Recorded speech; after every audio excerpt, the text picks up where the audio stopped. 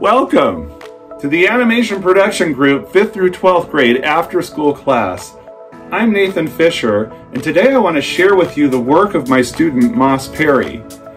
Over the course of our past semester, our students have been going step by step through the creative process of conceptualizing an idea and then turning it into animation, beginning with rough sketches, then refining ideas for world building, designing original characters, drawing a storyboard based on a scene from a script of their choosing using the characters and world they designed, then beginning rough animation to bring their storyboard to life.